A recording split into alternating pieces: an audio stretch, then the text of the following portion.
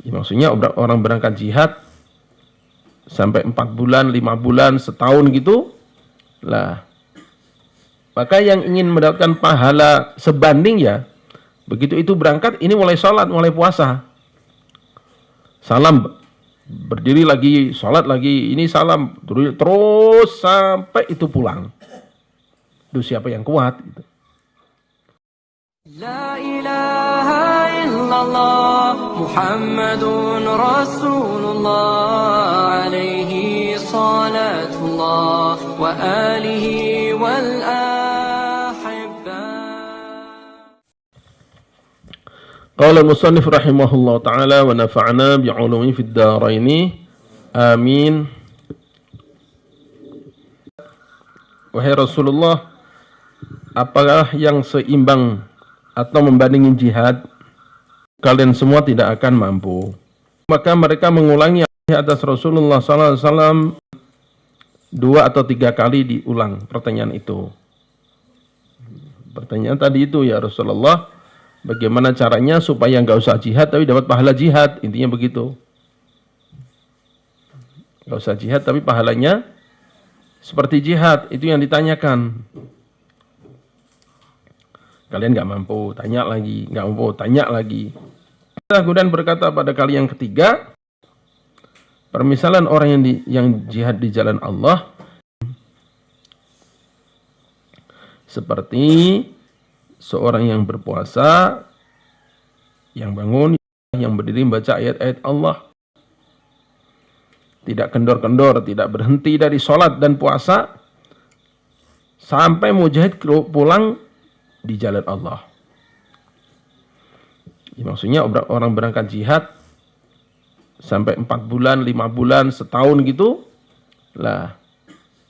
Maka yang ingin mendapatkan pahala sebanding ya, begitu itu berangkat, ini mulai sholat, mulai puasa.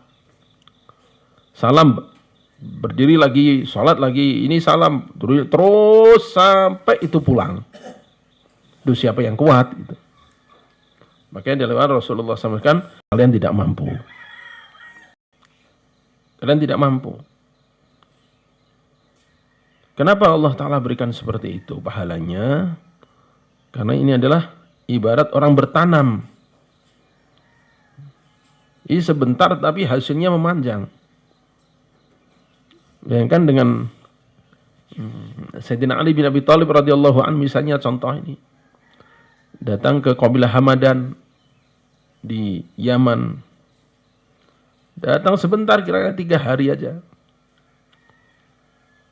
Dikumpulkan, dibacakan surat Rasulullah SAW, masuk Islam semuanya. Dah, setelah itu balik lagi. Ya kan sampai sekarang pahala terus ngalir pada beliau dari kabilah Hamadan ini. Itu contohnya. Atau sahabat Khalid bin Walid radhiyallahu anhu ke Bani Najjar, tanya kepada Rasulullah sallallahu alaihi wasallam, "Ya Rasulullah, apakah aku memerangi mereka sampai semuanya masuk Islam atau bagaimana?" Maka Rasulullah SAW berpesan, "Wahai Khalid, kalaulah satu orang berhasil kau bawa masuk Islam, itu lebih aku sukai daripada engkau membawa semua ghanimah dari kabilah Bani Najjar ini."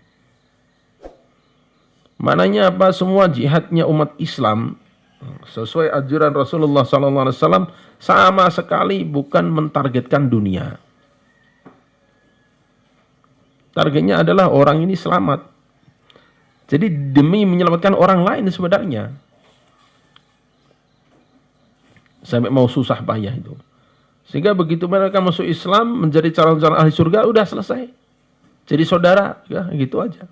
Selesai. Ibaratnya baru kemarin beradu pedang, adu tombak sampai sama-sama hampir mati. Tapi sore-sore baca kalimat thayyibah, udah besok saudara itu makan bareng. Karena targetnya memang bukan menghabisi orang. Targetnya bukan menguasai wilayah. Targetnya bukan mengambil harta, tidak. Maka seorang sahabat seperti Khalid bin Walid radhiyallahu anhu sekalipun, yang terkenal ahli perang, nggak pernah kalah seumur hidupnya, tetap oleh Rasulullah SAW tidak ditarget untuk memenangkan perang lalu menguasai. Sungguhnya dalam surga dan membawa ganimah. Menyiapkannya Allah Ta'ala adalah orang dapat hidayah. Untuk orang yang jihad di jalan Allah. Di antara dua derajat itu jarinya seperti antara langit dan bumi. Langit dan bumi itu kalau Rasulullah beritahukan jaraknya 500 tahun perjalanan. Cuman kita pun nggak tahu yang dimaksud Rasulullah perjalanan dengan kendaraan apa gitu. Yang kita belum paham sampai sekarang ini. Kenapa? Sebab Allah Ta'ala firmankan dalam Al-Quran, وَلَقَدْ زَيَّنَّا السَّمَاءَ الدُّنْيَا بِمَصَابِحَا. Yang Allah Ta'ala hiasi dengan lampu-lampu itu baru langit dunia. Bintang-bintang masih langit dunia semua itu, belum langit kedua, ketiga, belum. Dan langit pertama aja, ilmuwan sampai sekarang nggak tahu jaraknya berapa gitu. Hitungannya bukan hitungan kilometer lagi, hitungan tahun cahaya itu. Sementara cahaya itu kecepatannya 1 detik keliling bumi 8 kali gitu aja udah. Mudahnya begitu itu. 1 detik 8 kali keliling bumi ini, itu 1 detik. Dan ini 1 tahun cahaya, wah Masya Allah ditulis juga nolnya banyak sekali gitu. Ya ini miliaran tahun cahaya, itu ada bintang sejauh itu tuh ada gitu. Nah itu masih sama dunia gitu. Masih langit dunia, segitu jauhnya itu. Nah ini daerah antara satu derajat dengan derajat berikutnya itu kayak gitu jauhnya antara langit dan bumi itu.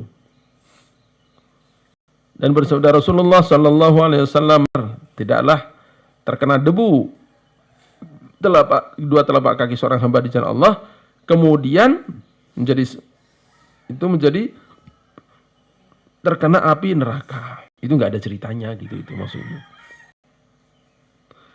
Nah hadis ini oleh Imam Nawawi rahmatullah alaih dalam Riyadhus Shalihin diletakkan dalam bab sholat Jumat. Maknanya menurut Imam Nawawi berangkat sholat Jumat juga fisabilillah gitu.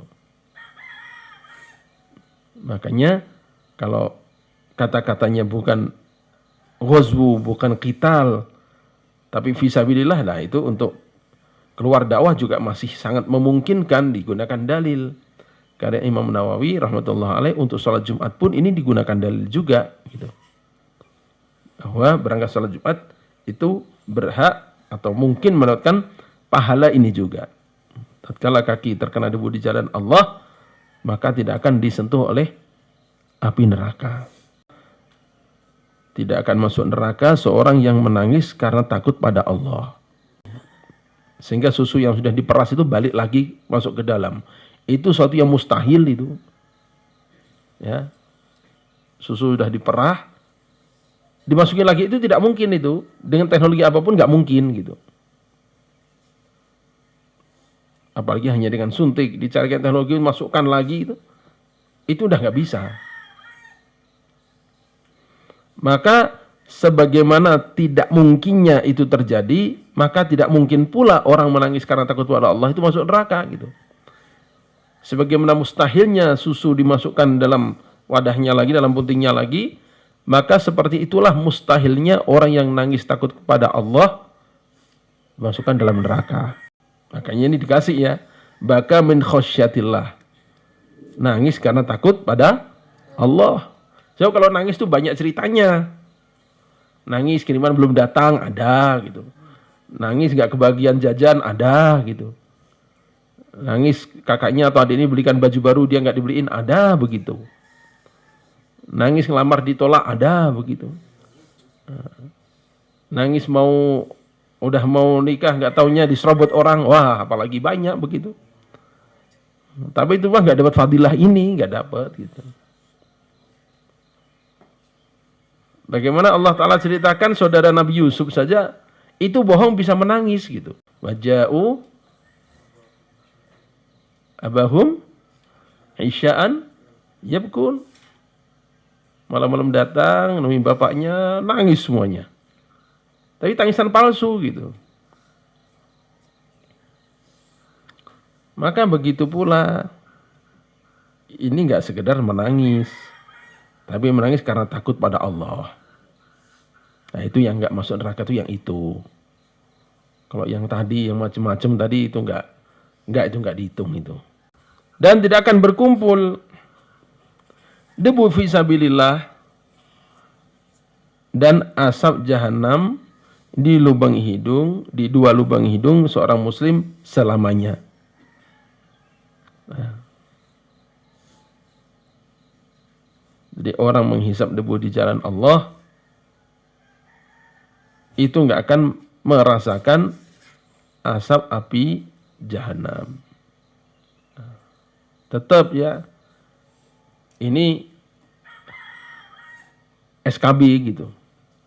Apa? Syarat ketentuan berlaku. Bukan asal gitu. Sebab kalau berlumuran debu fisabilillah tapi niatnya bukan untuk Allah, tetap aja nggak dapat. Nah, gitu. Syarat ketentuan berlaku tetap. Atau misalnya dia ada gubar fisabilillah tadi dia melakukan hulul. Ya, melakukan apa? Hulul. Hulul. Jadi ambil harta ghanimah sebelum dibagi. Ambil harta ghanimah sebelum dibagi atau bukan haknya. Seperti kejadian dalam sebuah peperangan. Lupa itu perang Hunain. Kalau nggak salah perang Hunain kalau nggak salah. Dalam peperangan aja pokoknya. Ada seorang ikut jihad bersama Rasulullah SAW terkena panah meninggal dunia. Maka para sahabat dengan sangat gembira memuji-muji gitu, Masya Allah, untung banget ini ikut jihad bersama Nabi, meninggal di jalan Allah, surga pokoknya. Wah, sahabat langsung pada bilang begitu, dan wajar. Jihadnya bersama Rasulullah, meninggal waktu itu, kalau nggak surga kemana? Maka Rasulullah langsung tahan itu. Jangan-jangan bukan begitu. Sekarang ini saya lihat dia sedang dibakar dengan selendang yang dia ambil tanpa haknya. Dia ambil dari ghanimah sebelum pembagian, kalau lebih begitu lafadznya. Sekarang ini justru saya lihat dia sedang dibakar dalam selendang yang dia ambil dari harta ghanimah sebelum dibagi. Ini meninggal tatkala perang bersama Nabi padahal. Kenapa begitu itu? Jadi aturan jihad itu dan pembagian ghanimah itu setelah jihad dalam arti perang selesai, menang, maka harta ghanimah itu dikumpulkan dulu. Jadi ada ghanimah, ada fai', ada salab. Ghanimah itu harta perang bersama, yaitu nanti dibagi, ada bagian dalam Al-Quran. Itu didapatkan dengan pertempuran. Ada fai'. Fai' itu tanpa pertempuran, dikepung, nyerah aja, itu jadi fai'. Ada lagi salab. Nah, kalau salab, duel satu lawan satu, menang, udah itu jadi miliknya semua itu. Dia bawa gelang, dia bawa uang, bawa apa, udah jadi milik yang memenangkan pertarungan ini. Nah, kalau itu memang langsung jadi haknya. Tapi yang ghanimah, misalnya orang kafir itu perang punya logistik di belakang tuh, Masya Allah, namanya gandum, namanya kurma, kemudian emas, perak, semuanya dibawa. Mereka kan begitu. Nah, itu maka itu ghanimah. Termasuk anak-anak perempuan mereka, istri mereka dibawa itu. Suaminya udah mati, udah jadi ghanimah itu. Nah, itu nggak bisa langsung ambil. Oh, saya ambil ini budak saya ini. Oh, ntar dulu. Wah, ini gelang bagus banget untuk istri saya, ambil. Oh, nggak boleh gitu. Kumpulkan dulu. Biasanya Sayyidina Bilal radhiyallahu anhu yang diperintahkan untuk mengumumkan. Beliau mengumumkan bahwa harta ghanimah dikumpulkan. Nah, itu dikasih waktu 3 hari. Dikasih waktu 3 hari, setelah itu baru Rasulullah SAW membagi. Rasulullah baru membagi. Makanya kan Sayyidah Sofiyah radhiyallahu anha waktu itu termasuk tawanan. mau diambil oleh sahabat Dihya Al-Kalbi radhiyallahu anhu. Para sahabat protes semua ya. Kenapa kau ambil? Saya udah izin Nabi. Enggak bisa. Enggak bisa. Soalnya ini keturunan bangsawan, cantiknya luar biasa lagi. Enggak bisa. Rasul kan enggak lihat. Dan enggak tahu ini siapa. Maka mereka datang, ya Rasulullah, engkau berikan itu pada Dihya Al-Kalabi. Ya, dia minta saya kasih. Ya Rasulullah, itu anak pimpinan itu. Itu anak pimpinan, bukan sembarangan. Dan cantik banget gitu. Yang lain pasti nggak akan terima, ya Rasulullah, untuk engkau saja. Oh ya udah, kasih tahu, dibatalkan, bawa sini. Maka ada aturannya ghanimah itu. Nah, sahabat ini tadi, sahabat atau hanya orang ikut, wallahu alam, pokoknya yang ini tadi ceritanya, ada selendang itu diambil, dipakai, jadikan miliknya sebelum dikumpulkan dan dibagi gitu. Jadi kasih waktu 3 hari, dikumpulkan, Rasulullah yang bagi. Nah, ini bagian kamu, ini bagian kamu, ini bagian kamu, dihitung total. Ah, bagian kamu ini, oh bagi-bagi begitu. Itu terserah Rasulullah. Terkadang begitu untuk ikram juga.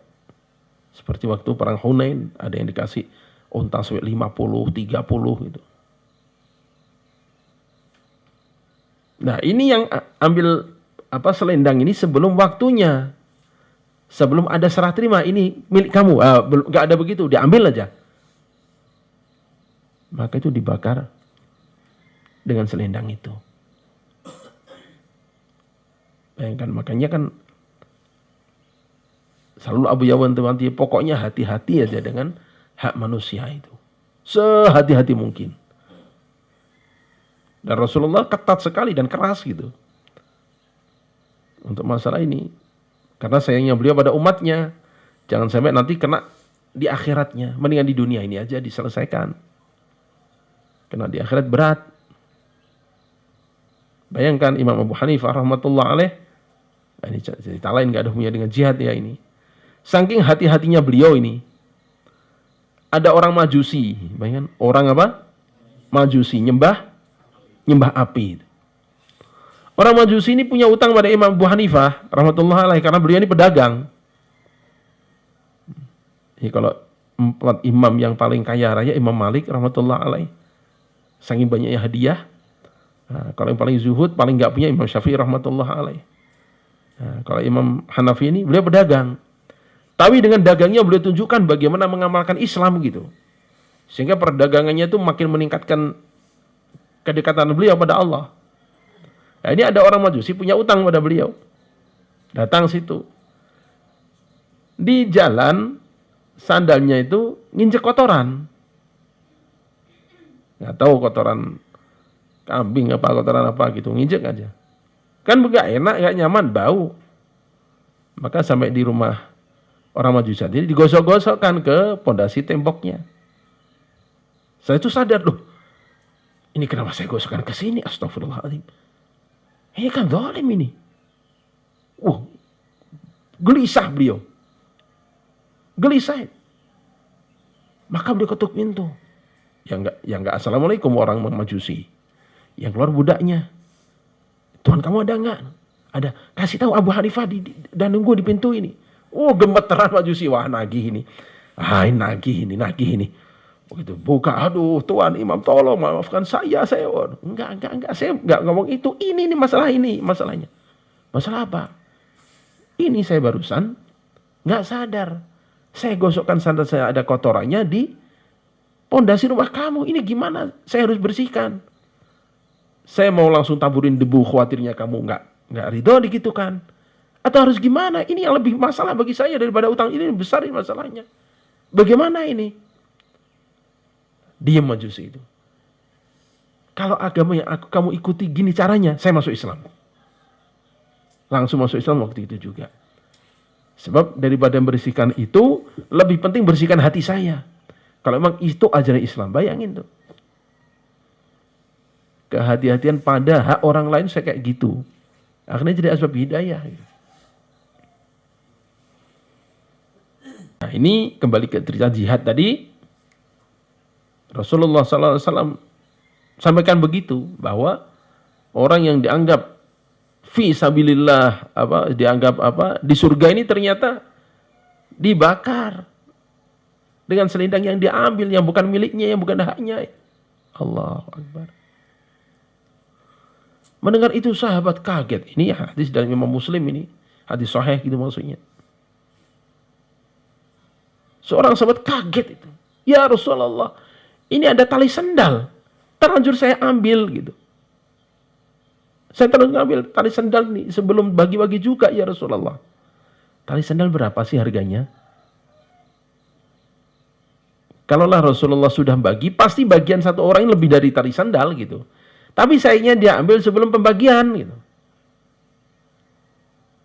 Maka Rasulullah tanya, waktu Bilal ngomongkan kamu dengar nggak? Dengar ya Rasulullah. Kenapa nggak kamu kumpulkan? Dimarahin itu perkara tali sandal itu. Kenapa nggak kamu kumpulkan? Kenapa nggak kamu kumpulkan? Diam sahabat, nggak bisa jawab. Apa lanjutannya? Bawa itu ke neraka. Loh bayangin. Jadi namanya hak orang tuh, aduh Masya Allah. Pokoknya hati-hati aja pokoknya. Bayangkan ini sahabat Nabi ini. Urusan tali sendal. Suruh bawa ke neraka. Langsung nasnya begitu. Idhabihi ilan nar. Atau kama qala Rasulullah SAW. Bawa itu ke neraka. Allahu Akbar. Pokoknya ngeri lah. Pokoknya hubungan dengan milik orang tuh ngeri. Makanya apa-apa itu pikir, ini saya punya hak nggak di sini? Ini hak saya bukan. Ini dalam posisi sedang jihad di jalan Allah itu. Bisa kena begitu juga. Setiap mata menangis pada hari kiamat. Kecuali mata yang menangis karena takut pada Allah. Dan mata yang malam-malam melek menjaga di jalan Allah. Barang siapa membidikkan satu anak panah di jalan Allah, maka baginya pahala seperti memerdekakan satu orang. Barang siapa menahan atau memelihara kuda di jalan Allah karena beriman kepada Allah dan membenarkan dengan janji Allah, maka sungguhnya kenyang karena makanan dan kenyang karena minuman. Maka kenyang karena makanannya dan kenyang karena minumannya, dan kotornya dan kencingnya, semuanya dalam timbangannya pada hari kiamat. Makanya dengan analogi ini, ya, dengan analogi ini, Abi dulu sering menganjurkan orang yang mau keluar itu, udahlah beli ayam menjadi pelihara, diniatkan fisabilillah. Kalau diniatkan, ini ada timbangannya semua masalahnya, kan enak. Beli domba, untuk apa ini? Ini ya untuk pergi haji nanti. Kapan ya? Wallahu a'lam, pokoknya modalnya 1 ekor ini aja pokoknya. Nah itu baru ngikat, baru gitu aja udah ada hitungannya. Coba ini lihat ini. Diparab, dikasih rumput, kasih minum, semua ditimbang. Nah, itu makanya kan nilainya niat tuh di situ itu gitu. Nilainya niat di situ itu. Kalau niatnya baik, maka semuanya merembet kena semua itu. Ini ceritanya sama-sama melihara kudanya, yang satu untuk dijual, yang satu untuk fisabilillah. Maka yang dijual ya udah jualan aja gitu. Nanti untung ya untung, enggak. Tapi yang untuk fisabilillah itu belum dipakai berangkat, baru diniatkan dipelihara itu. Maka dia buang kotoran, di kilo nanti itu jadi pahala. Dia kencing di situ, di kilo nanti jadi pahala. Ngasih makan sampai kenyang, di kilo jadi pahala. Ngasih minum sampai kenyang, di kilo jadi pahala. Aduh, Masya Allah. Jadi pahala semua. Jadi ditimbang menjadi kebaikan semuanya. Itu termasuk bentuk pendidikan dan uniknya Maulana Ilyas rahmatullah alaih. Beliau kalau mau kurban itu nggak beli mendadak. Terus gimana? Beli jauh-jauh hari, beberapa bulan sebelumnya gitu belinya tuh. Atau lebih bahkan. Atau dari kecil. Pokoknya gimana disiapkan tuh lama sekali untuk kurban ini. Mungkin salah satunya ini. Sisi lainnya adalah supaya hatta tunfiqu mimma tuhibbun. Sebab kalau baru beli langsung disembelih itu nggak ada hubungan kecintaan yang mendalam ini. Nah ini dipelihara dari kecil. Sampai pernah kejadian ini domba ini dari kecil dipelihara sampai oleh keluarga beliau itu dianggap seperti keluarganya. Nggak ditaruh di kandang lagi, dimasukkan ke rumah. Kasih makan di rumah. Kadang-kadang ada anaknya yang seneng dinaikin ke ranjang, diajak tidur bareng gitu. Saking sayangnya ke domba ini. Disikat, dimandiin, diajak main. Begitu tiba hari raya kurban, ini dibawa. Mau kemana? Ya mau disembelih. Ya Allah jangan itu, kami urunan beli lagi aja. Ini jangan ini jangan ini. Enggak, ini aja. Tolonglah jangan. Ini anak udah seneng. Ini seperti teman kami sendiri. Ini anak nanti gimana? Nangis semua itu. Nangis semua itu. Enggak, ini pokoknya. Tolong, kami akan belikan lebih gede. Lebih besar lagi, tapi ini jangan. Enggak. Ini yang disembelih. Enggak ada yang tega melihat itu.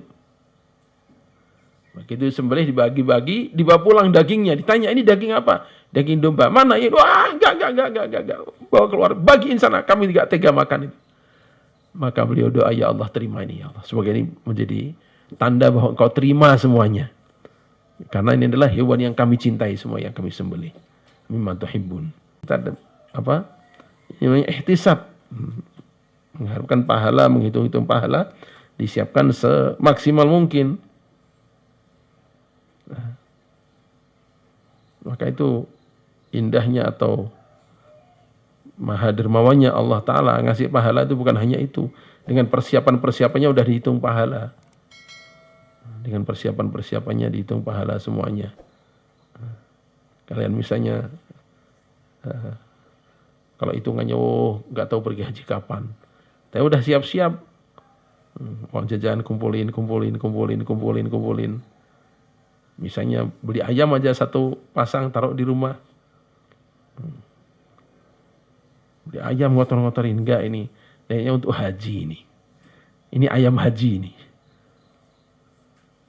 Nah, maka kalau diniatkan begitu, ada keluarga yang ikut bantu, ngasih makan dan sebagainya, tetap aja udah mulai ada pahalanya itu. Gak tahu berangkatnya kapan, cukup gak cukup itu urusan belakangan.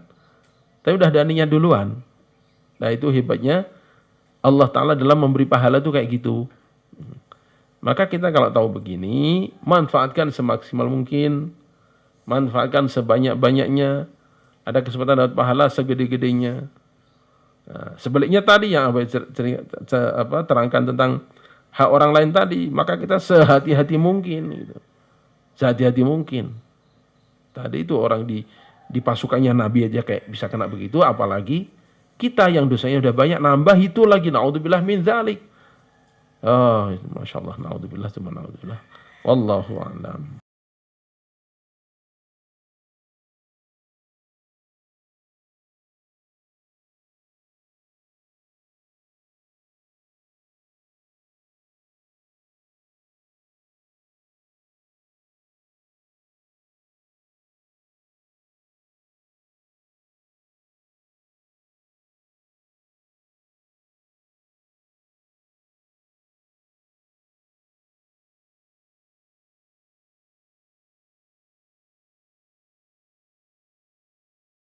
لا إله إلا الله محمد رسول الله عليه صلاة الله وآله